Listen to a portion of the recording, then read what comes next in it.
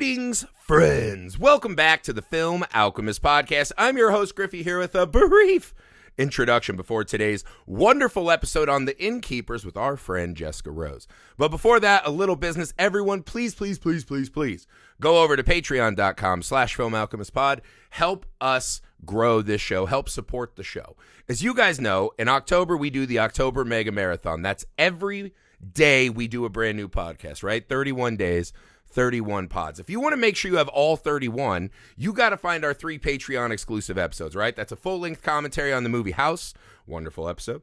You're also going to want to check out Kill List and Bordello of Blood. We also have our Tales from the Crypt miniseries going on over on patreon.com/filmalchemistpod. It's the absolute best way to support the show. It means the world to us, especially this month. This is our biggest month of the year, so all of the support and kindness you guys show us means the world. Please find it in your heart to go over to patreon.com/filmalchemistpod. Make sure you subscribe over on YouTube, Film Alchemist. We're on all the social media you're on. You can find us everywhere, including TikTok. All that stuff helps us out a ton, guys. Reach new people. We appreciate it. Make sure you email the pod, filmalchemistpod@gmail.com. If you ever want to chat with us, we're easy to get a hold of. Also, make sure you're leaving 5-star ratings and reviews wherever you find the show.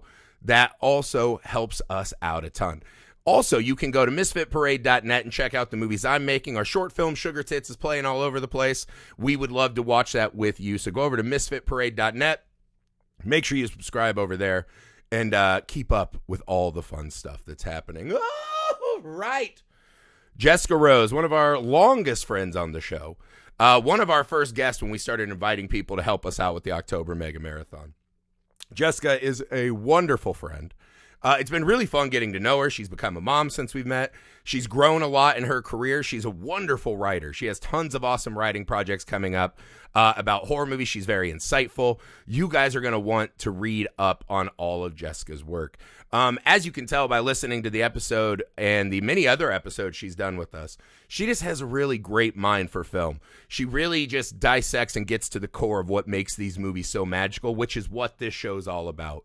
So I count myself very lucky that Jessica, as busy as she is, still makes the time and finds it in her heart to come help us out every year on the October Mega Marathon. So if you'd be so kind, make sure you check out the description, the show notes down here. You can find all of Jessica's work, so I'll have links to all that down there. You're going to want that stuff.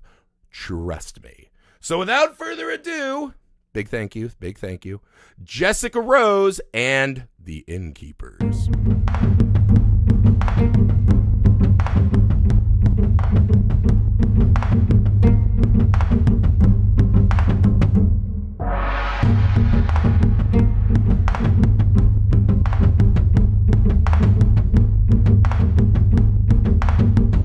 And now watching the Innkeepers, I was like, all right, I could be in on this. See, speaking of, did you know that it's like that the Yankee Peddler Inn is like it's the hotel that they stayed in filming the House of the Devil? Oh, really? I didn't know that. It was actually haunted, and that's why he made this movie. Well, that's incredible. Well, we got to stay right here. We got to leave that in the episode now because that's such a good tidbit. I had no idea. The aesthetic of it is great. I just imagine they're like, we want to write a haunted hotel.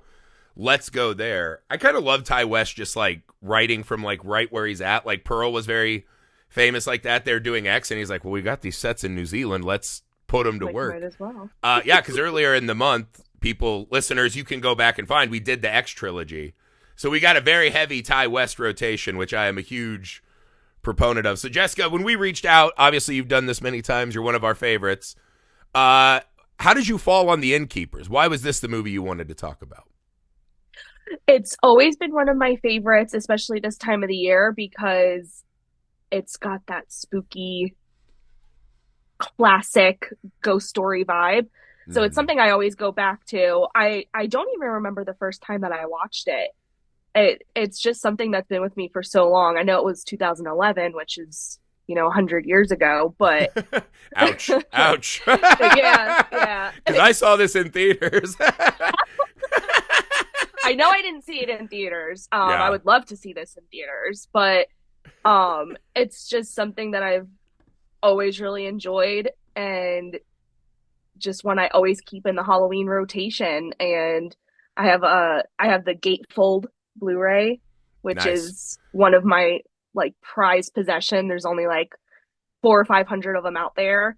Beautiful. And so every now I'll pop it in Ah, with it's white gloves. yeah, And it's kind of funny because I think Ty West is now like obviously back in the, kind of public eye. But I was so excited for this one because this one came after House of the Devil, right? That was like I loved House of the Devil when I saw that. I just thought it was so cool the way he was able to recapture that vibe. And I feel like Innkeepers has been the kind of lost Ty West movie in a way, right? Like I feel like this is the one. It's got like a 5.5 out of 10 on IMDb. So it feels like it's not hitting like some of the others. And it was kind of fun to go back. Because I remember being so excited to see it. And then I saw it in theaters. I was like, all right, it was pretty cool.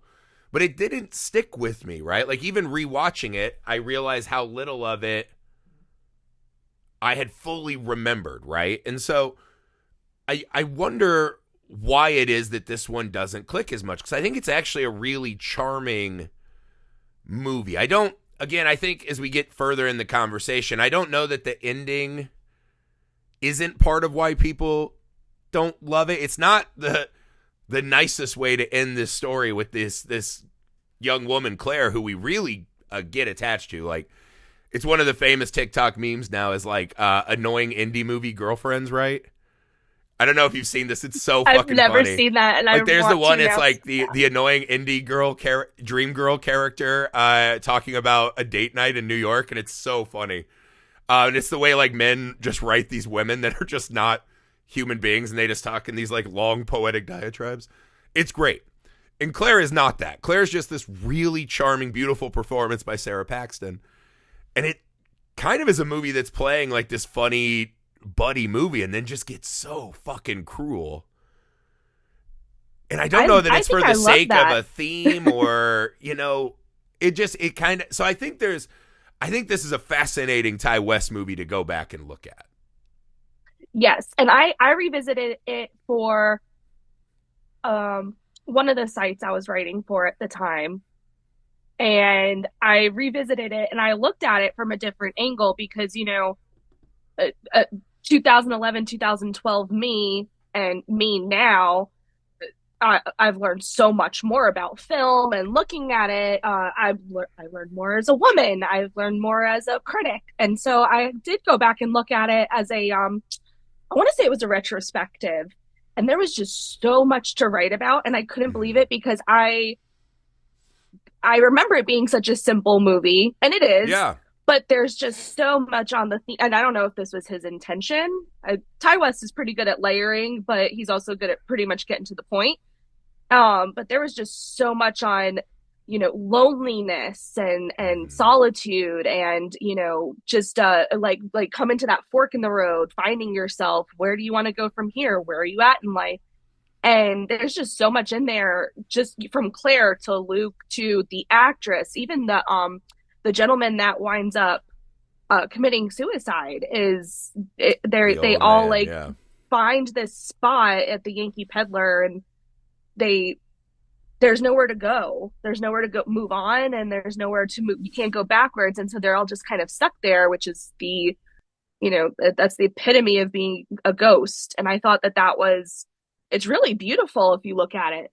But then I was I made the mistake of going on the Reddit boards to see like what everybody else is saying about it. And I looked at Shudder reviews and Letterboxd, and I was like, oh, I didn't know so many people actually hate this movie.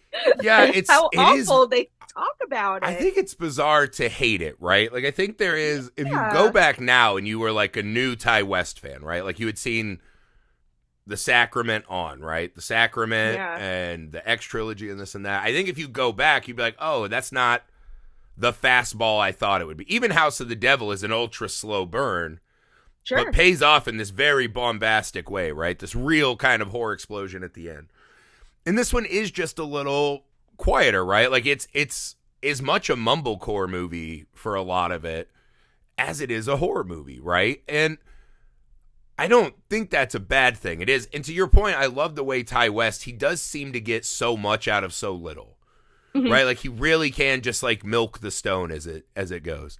Mhm. And again, I think your point, what I latched onto this time is there is this real nexus of not being able to move on, that getting trapped, right?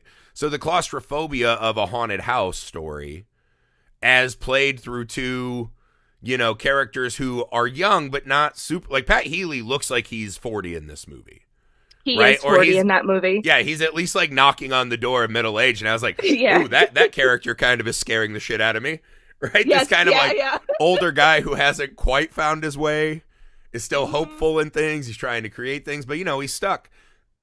And the only affection he gets is from this younger person who's also like, she looks like maybe she's entering her 30s. And it's just She that was. that scene when Leanne, right, the actress played by Kelly McGillis, she starts hinting at like, what do you do? And she's like, oh, I'm just, I work at the hotel. No, it's like, what do you want to do? And she's like, I don't know. And is that the impetus for her to start doing, like, pushing the boundaries of this ghost tale more, Mhm. right? In the story, Mhm. just because that someone just said, hey, you're not going anywhere, right? And so those kind of moments in this one do work a lot better for me, because I do think it's just the opening is just kind of like a funny little buddy story, and that part still works for me. But I would Definitely. imagine when you come into this movie with this poster, right, very reminiscent of like Crimson Peaks and other kind of gothic ghost stories, Mhm. this is not the movie you think it's going to be for probably, I mean, what is it, 30-40 minutes until we get the first, like, you see the bride? Yes. Yeah, Yeah. it's a long time. And I think that that's one of the things that I appreciate so much about this is I think it takes an incredible strength and creativity to actually hold Yes. back. Like that is an Especially exercise. now. Like, if you watch low Oh budget yeah. horror movies now, like, I'm sure we both watch a ton of this stuff. And this year specifically has been such a brilliant fucking year for just wild kind of Mhm. horror storytelling, right? Like, I just saw The Substance and I was like, that is easily my favorite movie of the year. I If have not anything is seen better it. than Can't that this year, wait. I'd be shocked, right? Like, it's so fucking good. I can't So wait. we're getting a lot of these audacious bites at the apple, but none of them even feel like this, right? Like, there is such a, I don't want to say it's almost like a capitalist mold that horror movies are in now, where even low budgets, it's like extreme, it's interesting, but it still feels like you got to keep the engine moving pretty fast at most times, right? There's not a lot of time to sit and sink in to a story before they start giving us those wild and extreme images, right? And Definitely. this is a throwback, kind of like, this reminded me of God, there's this movie with Roddy McDowall where they're in a house and this guy's built a machine that can suck the evil spirits. I think it's called Hell House, maybe.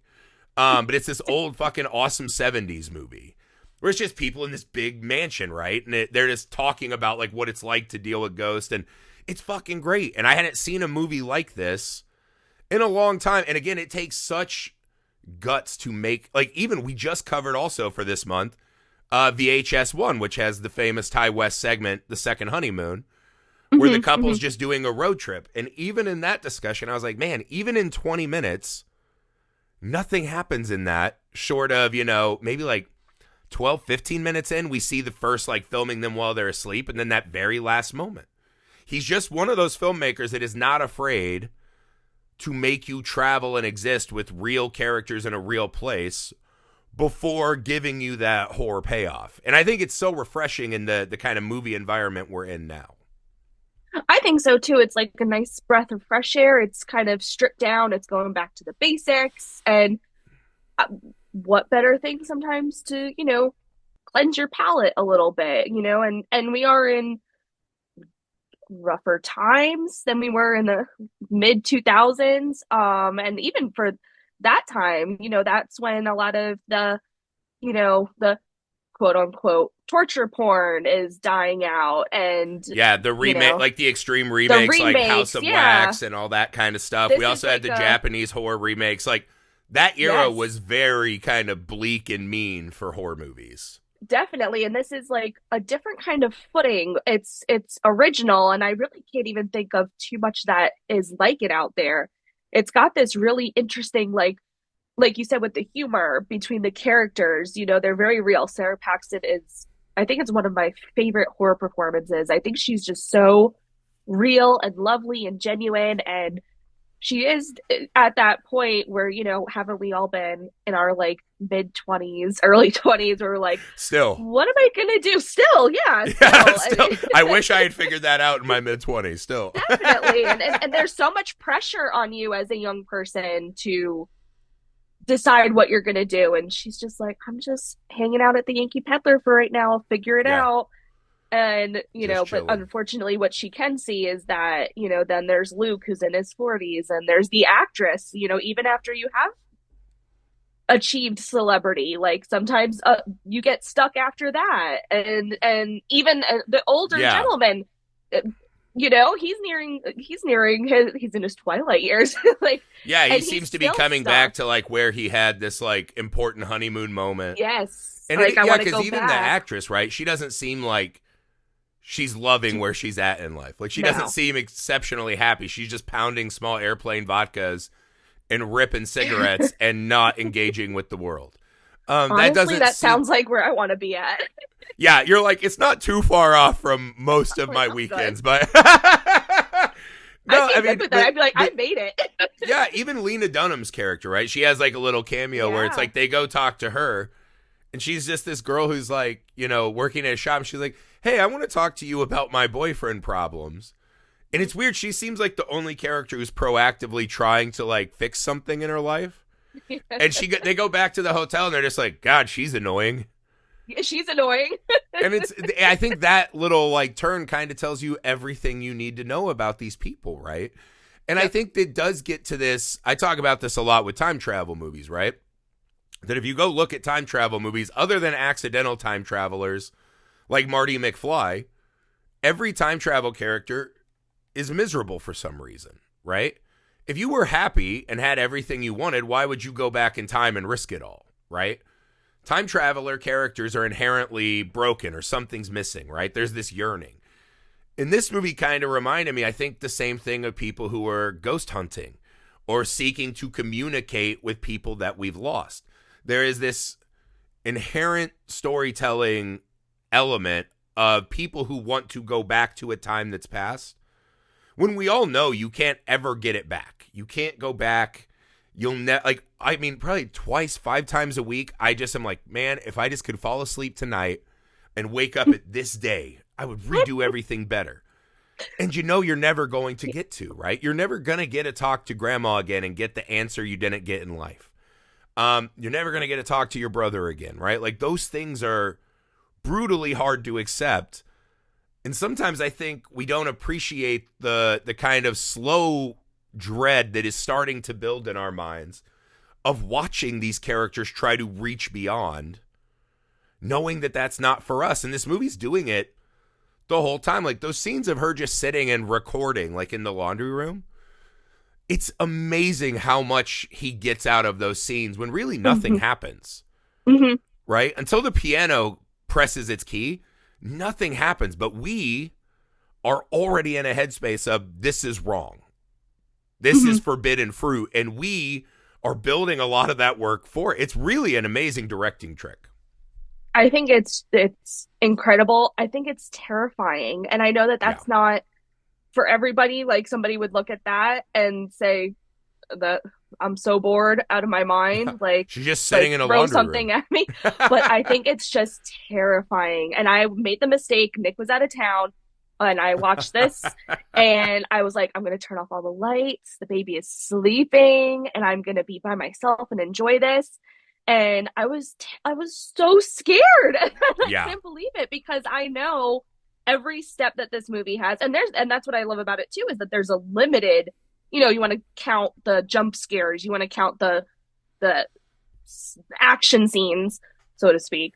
But there's a handful of them. There's not a lot. It's not continuously throwing things at you. But even though I knew what was coming every single step of the way, it was still just terrifying and spine chilling. And I think that is so smart. Even just when she was in the bed, it didn't have to be a whole like James Wan scene of the bride coming at her and quick Hmm. cuts and all of that. It just her laying like sitting up next to Sarah Oh, Paxton is just horror. Like morbid. it's just, oh my gosh, it's so scary. And I think that Yeah. that's wonderful. And I love then that it's cut with a little bit of like her just being silly because she was so scared, Yeah. and then kind of jumping back and being like, Yeah, "Oh, she I'm runs okay." downstairs in her underwear and like it's a laugh Yeah. moment.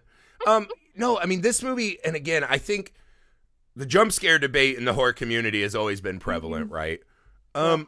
I'm one of those, I get why you do it, but I also, my argument is that makes the second viewing of that movie inherently less interesting to me. Because if your scare has to come from getting a physical reaction from me because of volume, I'm not going to be really scared next time. I'm going to be not watching the movie and just bracing my eardrums to not explode. Mm-hmm. Right? There's like the roller coaster's never as fun the third or fourth time. Like it's still fun, but once you know that you're going to make it, right? I think part of a roller coaster is like, fuck, what if I die on this thing? Right? I Yeah. think that is like one of the built-in like morbid fun. Like when you go skydiving, like what if I fucking splat? Like on some Mm-hmm. level, that adrenaline of like, what if this goes bad has to be part of the fun, even if we don't say it out loud all the time. And jump It's scares kind funny of you take say that. that. The roller coaster is like you don't remember like the big like you're really not like processing the big giant twists and turns and drops and all that. But it is the scariest part is that creeping build up to the top That where you're freezing getting at the time fucking to think dude. and Have you you're seen that trying. new one at Cedar Point they're building?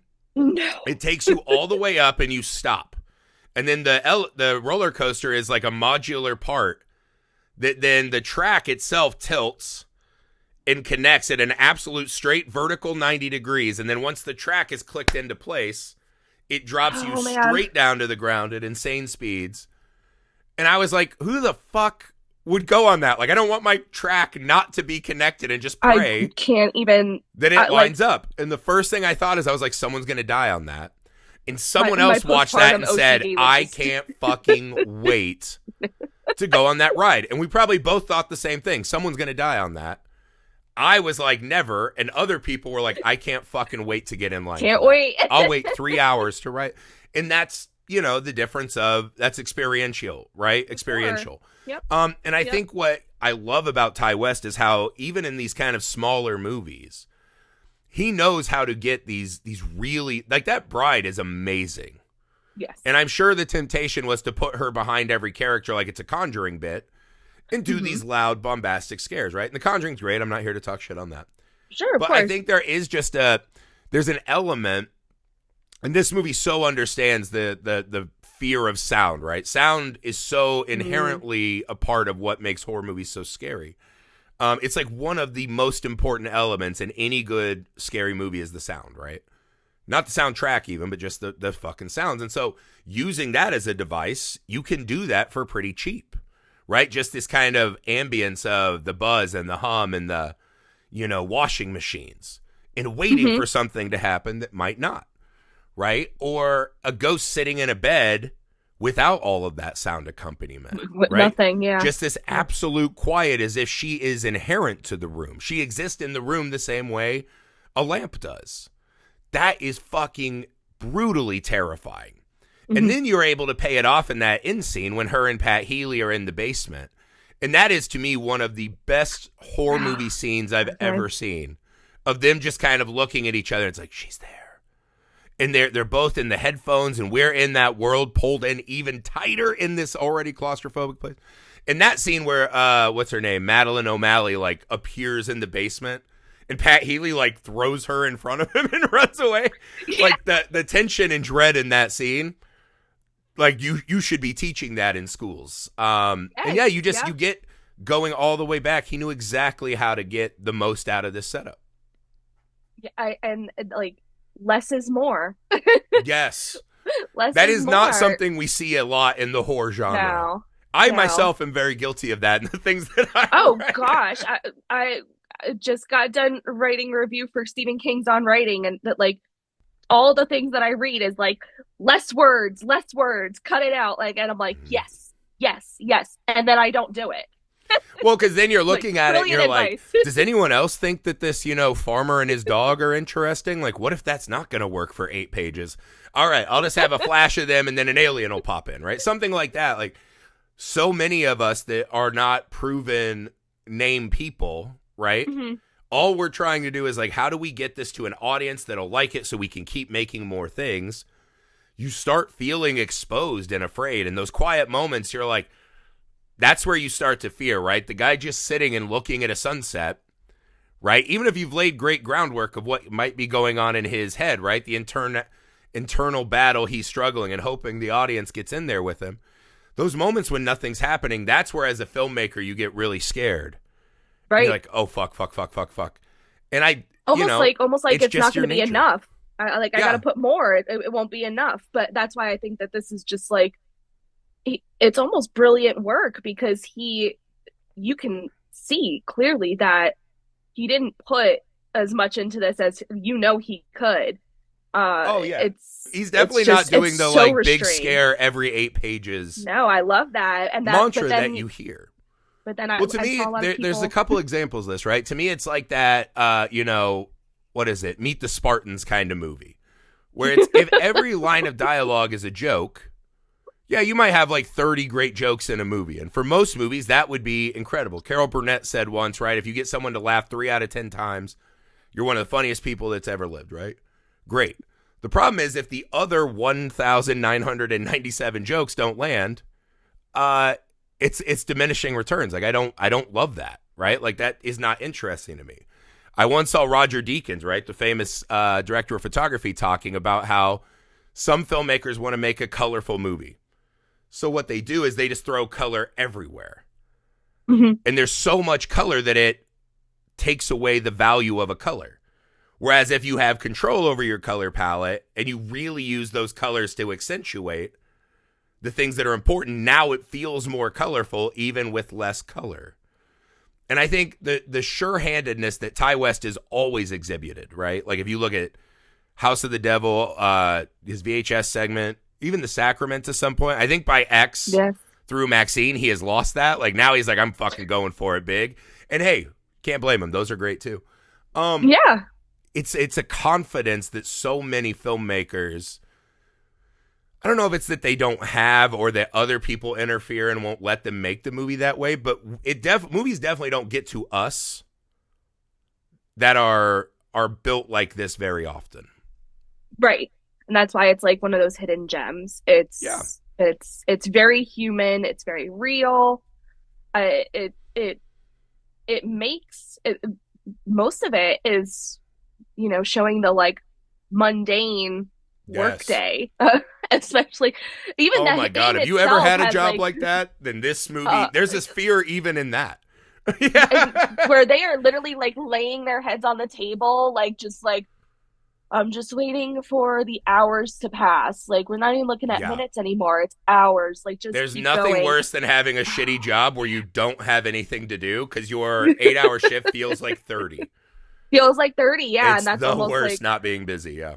Is that what it's like being a ghost? Is that, you being stuck in time? I never thought of that. Ooh. It's all over it. It's that's how you get the big critic dollars right there, people. I get paid zero about same.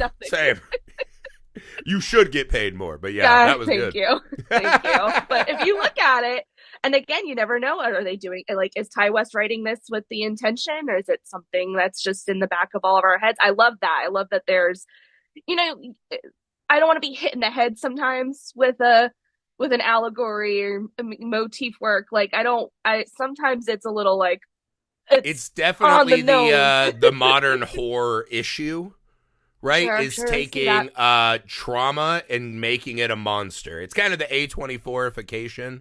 Yeah, sure. Of kind of indie horror. And again, a lot of those movies are fucking great, and I love it. But there is something to, like, if you're constantly like, theme, it's like, theme. I get it. It feels like you don't think I'll get it, and that's insulting to me.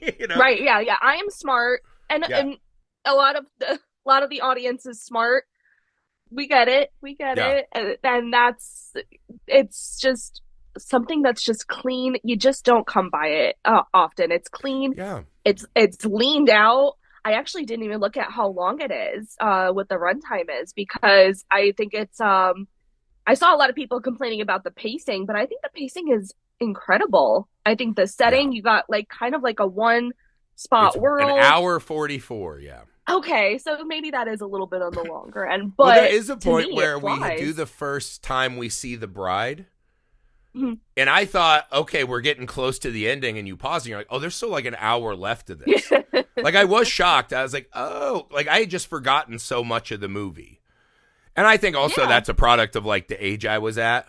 Like, sure. when I'm a younger guy trying to make films, I want it to be a little more punk rock and in your face. And now I Sure. watch it, and I feel like now I've aged into exactly this being the kind of movie I want, right? Mhm. Um, I do want to talk about a couple of the characters and then kind of tie together their ghost stories. So Luke, Pat Healy's character, Oh, I feel like he's just that likable kind of. He almost reminded me of like a Jason Lee character from a Kevin Smith movie, right? Just the guy who's like happy enough with where he's at in life. He has his own kind of goals that don't match everyone else's. So you might look at him as this losery guy, but he at least believes in himself. I thought it was kind of mean the movie took that away from us at the end.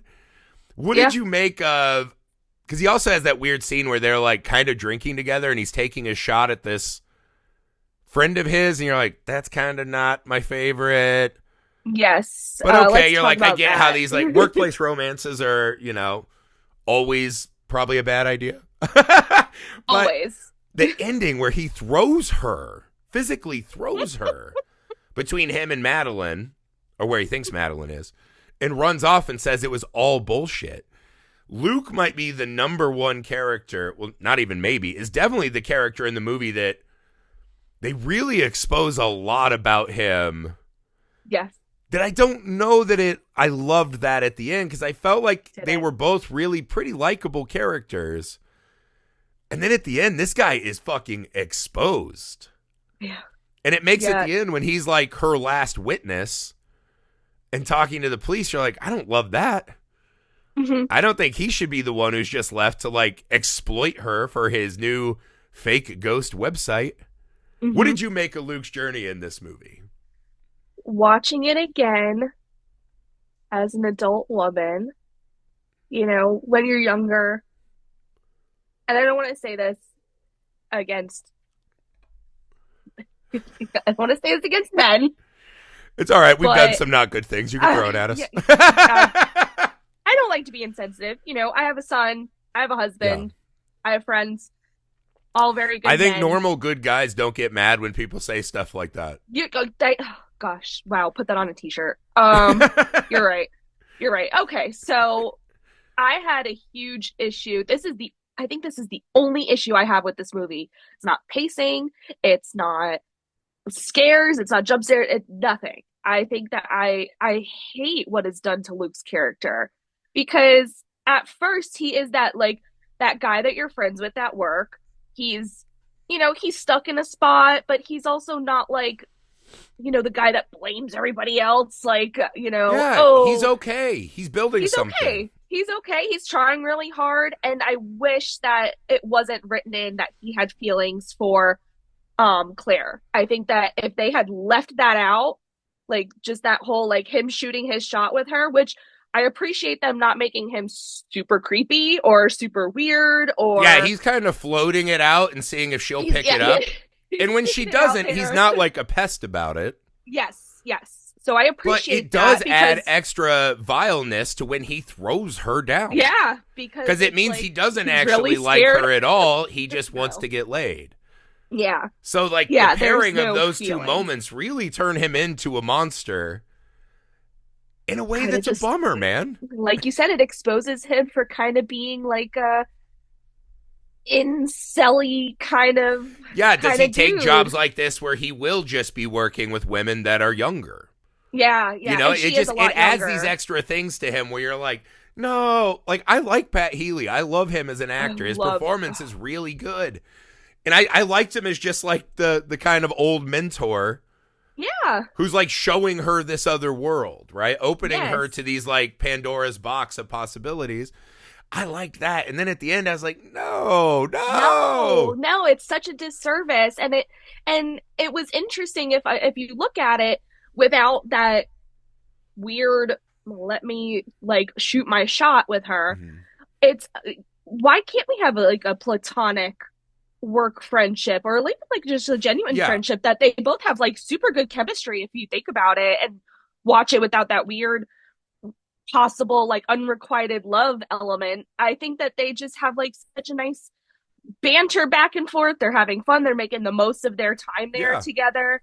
And but I guess in like 2011, you have to like put some weird, creepy It feels like, yeah, if you just feelings in pulled those there. two moments out, though, Pull them out.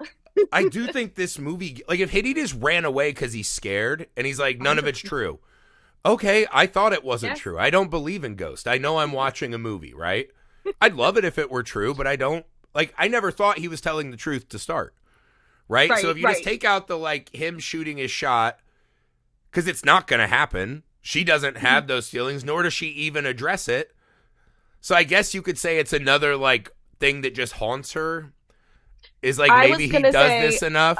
But him I'm looking pushing at her it like down is a legitimately bad choice in the movie.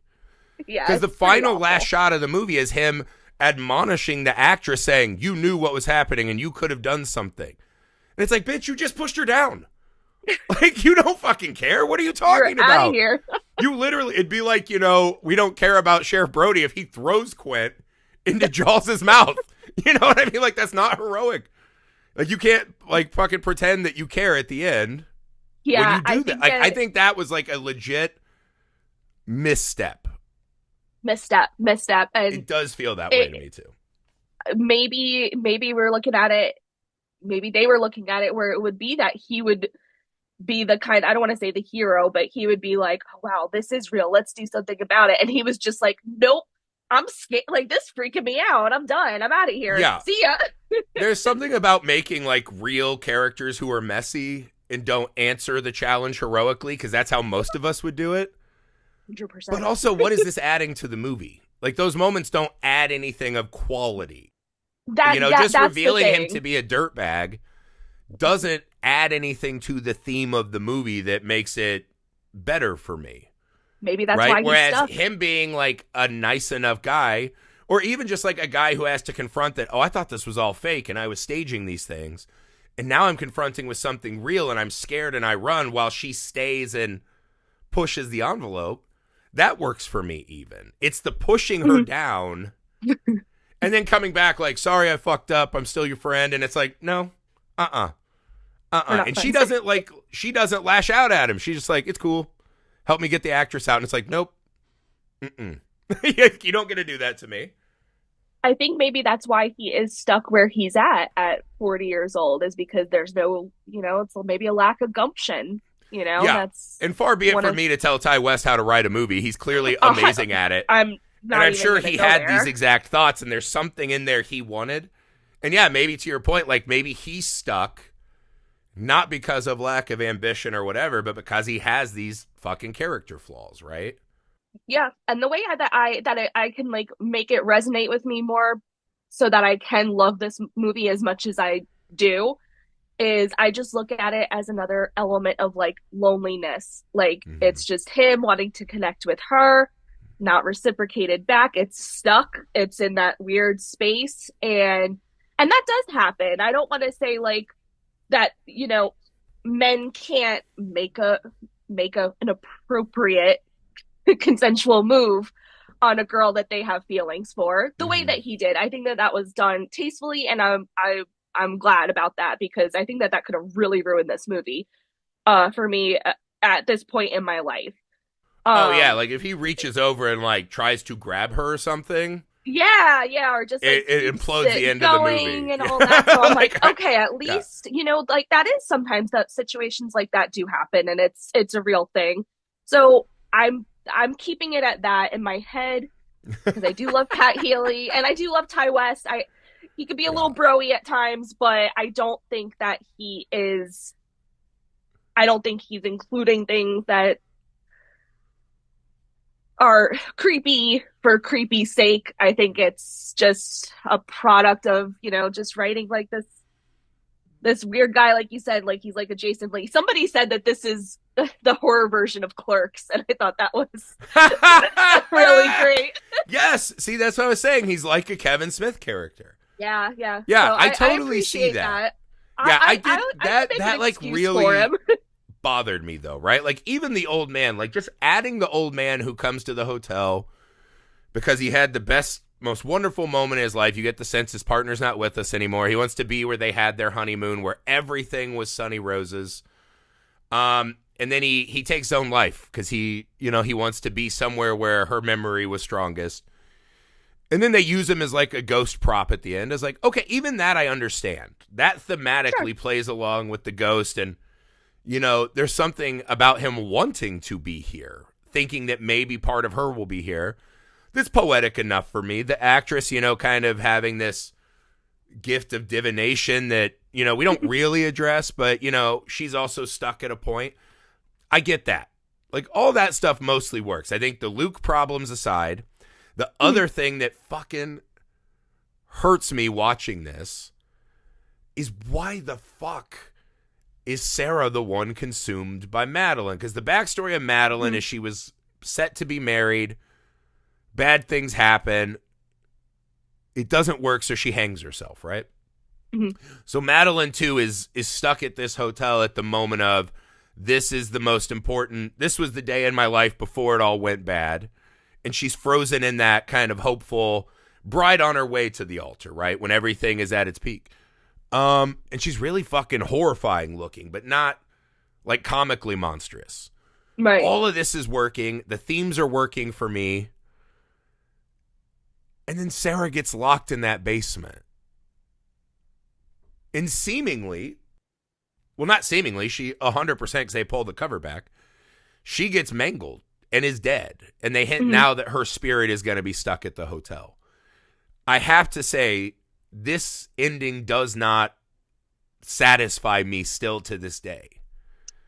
I'm a little bummed out that Sarah doesn't get a chance to really learn anything or have an arc. She is just the true innocent fucking cut down. So I would love to know how you think of this and if I'm missing something. The only thing that I can, again, the way that I hate that ending too, because I love her. I'm just, you don't want to see a good character, a solid character. Yeah. Like, you want her to go killed. Like figure it out, have a family, be the coolest mom, right? Like you want to imagine that like future for her. Or that she does wind up like recording all these things and being able to do something with that, being able to create. Yeah, and she's being a ghost celebrity. Yeah. Yeah, amazing. Whatever would make her happy, I would hope happened to her. That's the trick. But sometimes that's not what happens in the real world. And that is probably the harshest lesson. It's kind of like the bride. She has all this wonderful stuff ahead of her and it's cut short. And I think that was just I think that he was making the parallel there where it's, sometimes bad things happen. And I think that that's a hard pill for us to swallow. And I think that that's very real. And I think that that is something in that horror it's really important for a good horror movie. Sometimes just the bad thing happens. It's kind of like the kill your darlings kind of a thing. Yes, I don't like it. If you look at it in a couple elements, right? She's the only character that we will really care if gets consumed. Yes. There is this great parallel with Madeline, and why is she chasing Madeline so much and feels this kind of sympathy for her? Because she feels the same, right? I get that, right? But there is something too. It's just sad. Like the bride is stuck in her wedding dress. Madeline's going to be haunting that place in a hoodie and an employee polo. Like that's sad, man. And that's the worst way to go. And I do get it. On some level, I think my reaction to it comes from it feels like the movie punishing her in saying that because she didn't try harder and have better ambitions in a career, that she is expendable. And so it feels like a really mean and pointed kind of parable to take out of this story and that character. But I think more to your point, if you just look at it that, yeah, sometimes good, innocent people just get fucking caught in the jaws of life. And, you know, the memory of them haunts us, right? What they could have been. The bride haunts us not because she's a woman who hanged herself, but it's because of in every ghost, right? Everyone who's gone and this and that, what scares us is that loss of potential, that loss of potential happy endings. Right? It reminds us that the world doesn't have enough happy endings for everyone. Definitely. And so there is haunting. something very scary in that works. And I think the fact that I get mad every time she dies is probably the fucking point. I don't want to say that I hate saying that's the point, but maybe that is the point. Maybe well, like, Ty would West you just care wanted after what Luke did that if he gets locked in the basement? No. Not really. Yeah. What's that telling us? Like, oh, he didn't believe in ghosts and now he is one. You're like, all right, I guess. Yeah. So and I think that that's what makes it sad. And you know, ghost stories are supposed to be scary, but they're also, when you think about it, they're also really sad when they're not scaring us. When it comes down to brass tacks and you're looking at it as what it really is it's sad. It's scary because it can happen to any one of us. Any one of us, anyone you love, any day could be their last day. Yeah. And it's the scariest thing that none of us talk about ever. We all are making all these big plans for the future all the time without realizing that tree could fall on me right now and I'm dead. Or I'm changed in like a way that I am not prepared to do. And we just kind of walk through life without, we've kind of gotten to the point where we're not hunted like prey. And we just forget that there's still bad stuff everywhere. Every day, how many people every day die in unnatural ways and lose their potential and their happy ending and how that ripples through their family. And I think this movie does tap into those. Like, the best horror movies to me have kind of a universality in their horror. It's the kind of thing that at some level we all are afraid of, right? I think it's the difference. I think horror and comedy as genres are so close because it's a lot about timing.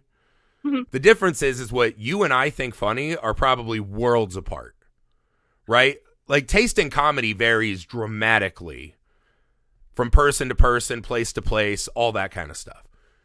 Horror does not. The same things, for the most part, scare everyone. Like, I might not be afraid of mice, but I bet we're both afraid of dying. I bet we're both afraid of our kids not having us as a parent.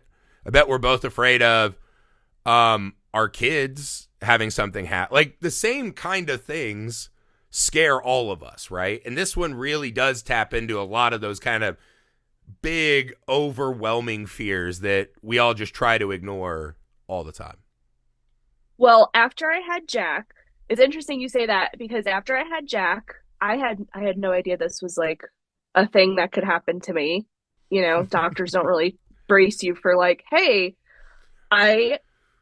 it was constant thoughts of that. It was incessant. I could die. Oh my God. He could die. Nick could die. But it was just like, it wasn't even normal. And they were like, oh yeah, that's I finally went into the doctor because I was like, there's something wrong with me. Yeah, I thought it you was think it's just because you're watching. a horror fan. My mom was literally like, maybe you should cool it on the stuff you're watching. I couldn't even watch anything because it would just stick with me. And they're like, oh, it's postpartum OCD. Mm-hmm. So I was like, oh, thank you. There's a name for that. And there's a lot of people that experience it, but it's just this horrible fear of something horrible happening. And especially at the happiest time of your life. Like, I have my beautiful son. When's the other shoe gonna drop? Circle of life. Oh, it's we just see a brand horrible new birth, and all we think about is what's gonna happen to it. It's insidious, right? I had the same thing when my son Hunter was born. Sure. I couldn't sleep for weeks. I would wake up like every 15 minutes in a panic, and I would lick my finger and hold it under his nose, because sometimes when they're that little and they're wrapped up, they look like a doll. And I had to make sure he's breathing. And my wife's like, leave him alone. He's going to wake up. You know, like, don't wake the baby. And I was like, I get it. But like, I had this fucking horrifying, because no one had told me what SIDS was. I'd never heard that. And I was like, it sounds like there's a bar I go to now called SIDS. You know, I never knew what that was. And they're like, sudden infant death syndrome. And I was like, what? I was like, what the fuck? And it messed with me in a huge, enormous way. Scared the shit out of me. And then I, got over it. And then my second kid, I grabbed a book in the middle of the night as we're running to the hospital. And it was Pet Sematary. Horrible thing to be reading in the hospital waiting on your kid. But yeah, I think these kind of big fears, they work, man. Like those things, if you tap into those, right? Even if you write these idiosyncratic horror movies, those big things are what carry us all through. That's when you share it with a friend, like, holy fuck, you gotta, even if you can't explain it, you just know it's there, right? And maybe the movie gives us an out, right? Maybe at the end we don't see Madeline as a ghost, or we don't see Claire as a ghost. We see the door slam in her room. I think the movie gives us just enough that they know that we're going to be hurting, that we can believe hopefully she's not stuck in that room and it could have been Madeline. And it's over. My thought was, I was like, what happens when the building is torn down? What happens when they demolish that shit? Yeah. What know? happens when it's a parking garage? Yeah, because she said it's going to probably be a parking garage. And I was like, yeah. Well, where does she go? Where does she go after that? So yeah. I'm kind of hopeful that it just is, it's just a movie. It's brutal, man. It's brutal. It's such a beautifully crafted movie, though. Yeah. And he makes these just wonderfully small tales that are just so much more than they should be because of the great talent that not only he has, but he attracts great people to work with, man. The cast of this movie is phenomenal. Yes. Everyone involved in this movie just crushed it as far as I'm concerned. 100%. Pat Healy, you could sign me up for anything he's going to be in. If it's 10 Minutes in Dinner in America or Compliance, Cheap Thrills. Compliance! Compliance is so good. And, really fucking great movie. Cheap Thrills is like, I'm convinced they wrote that part for him because that's so much fun. He's an incredible actor. And I was really surprised at Sarah Paxton. She's got some incredible chops. I don't think I've seen her in much. And I always thought she was, she's that beautiful mermaid in that kids movie. I know exactly the movie you're talking about. Aquamarine. And I was like, but she's not just like a one note. She's got such range here. She's so real. She seems like somebody I would want to be friends with. So, for sure. Or like, you hope your kid grows up to be her, right? Like she's so charismatic in this movie. Likeable. And you want to protect her. So I think that's why in the end, it is just a horrible, I hate that she's dead. I hate that she's dead because of Madeline as well, because I would like to think Madeline would be a girl's girl. And I'd be like, maybe Madeline wants her as a friend. Maybe they have a great like buddy life in that place continuing. Like maybe they're both okay. I mean, again, I think if you're gonna make horror movies, like another thing we're covering this month is Speak No Evil, right? The Finnish version and the American. Yeah. And the Finnish one is just like, life is fucking brutality.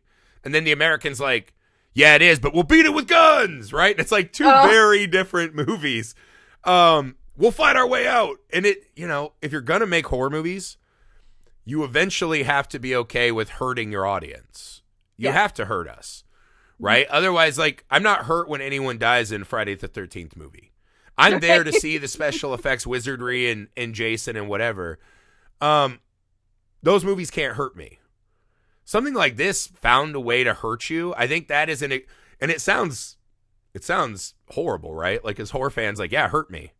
But again, I think horror is where we go to feel that in a safe place. I was just gonna say, I want to when I'm watching something, I want to feel it. I always gauge how I feel about a movie is if I have a physical reaction. So if I'm pushing myself out of my chair or crying, it's go for it. Like, when that was me at The Substance in the theater. Like when that finale was going on, I was like sitting there like, like pumping my fist. I wanted to get up. It was like I was watching like a UFC fight, and I was like, woo! I didn't because I was in a theater, but I was like so physically filled with joy and love and energy. And yeah, man, I think this movie does that to some level. It gets it. And I think there is a way that the subtle approach of it lets it be a more effective weapon. Definitely. It's the difference of, someone chasing you with a machete and you're like, all right, I got to prepare for this versus, your your best friend fucking hitting you with a syringe or something and knocking you out and you don't even see it coming. I don't know. I thought this was a great movie. Great pick. Thanks as always. You've done this for many years now. You're one of our original first full 31 guests. You're one of the originals who's still with us. Please keep me coming back every year. Always. You have an open invite anytime. We love when you do. Would you like to tell the people where they can find you online and any of the stuff you're working on? Yes. So you can find me on Instagram, and that's my handle's at JJRose7, and it's JAY Rose 7. I am working as a member on the House of Leaves publishing team right now. Nice. I've got some interesting stuff coming out. Is that the company that did the book House of Leaves?